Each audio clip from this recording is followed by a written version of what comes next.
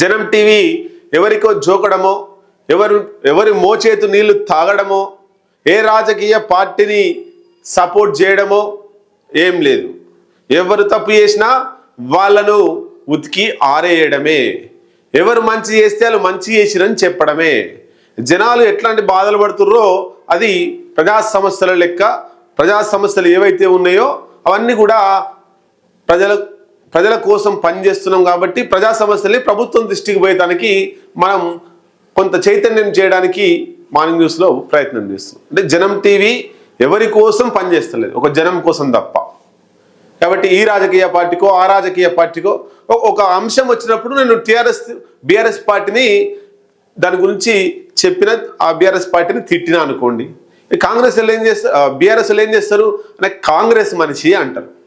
లేదు ఇంకొక అంశంలో రేవంత్ రెడ్డి గారు ఏదైనా తప్పు చేస్తే రేవంత్ రెడ్డి ఇట్లా చేసిండు అట్లా చేసిండు అన్నాను అనుకో, కాంగ్రెస్ ఏం చేస్తారు, ఈయన బీఆర్ఎస్ మనిషి. లేదా ఈ ఇద్దరు కలిసి ఏం చేస్తారంటే ఈయన బీజేపీ మనిషి అంటారు. ఇక ఇట్లా తయారైంది రాజకీయాలు. అంటే ఒకరిని తిట్టడం వల్ల, లేదా తిట్టడం అంటే గలీజ్ మాటలు ఏం తిట్టరు కదా న్యూస్లలో, అయినా అంత తిట్టేంత గలీజ్ మాటలు తిట్టేంత వ్యవహారాలు ఏం లేవు.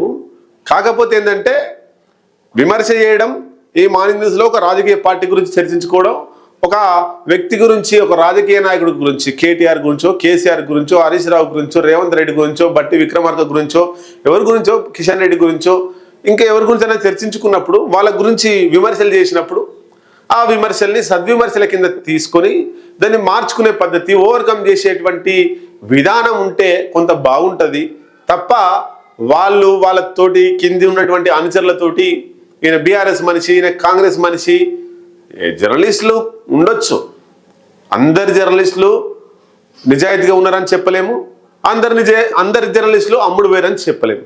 కాబట్టి అందరినీ ఒకే ఘాటున చూడకుండా, అందరినీ ఒకే కోణంలో చూడకుండా వాళ్ళు పెడుతున్నటువంటి న్యూస్ ఏంటి, వాళ్ళు చెప్తున్నటువంటి ఐడియాలజికల్ థియరీ ఏంటి, ఏ థియరీ ప్రకారం వాళ్ళు పనిచేస్తున్నారు, ఏ పార్టీకి అనుకూలంగా. ఒక వీడియో చూసినంత మాత్రాన అతన్ని ఈ పార్టీ వాడు అని చెప్పడానికి వీల్లేదు.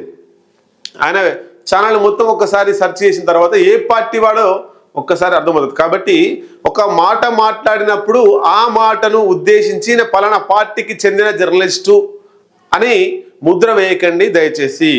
ఏ పార్టీకి సంబంధం లేదు, జనం టీవీ ఎవరికి సంబంధం లేదు, కేవలం జనాలకే సంబంధం ఉంది, జనం కోసమే పనిచేస్తుంది, ఏ రాజకీయ నాయకుల తొత్తుగా పనిచేయదు, ఎవరికి అండగా పనిచేయదు అనేటువంటిది గుర్తుపెట్టుకోవాలి. ఎవరు అధికారంలో ఉన్న వాళ్ళు తప్పు చేస్తే తప్పని చెప్తాం, ఎవరు ప్రతిపక్షంలో ఉండి ప్రజా సమస్యల కోసం కొట్లాడితే వాళ్ళకి సపోర్ట్ చేస్తాం. ఇగో ఇది లాజిక్ రాసిపెట్టు.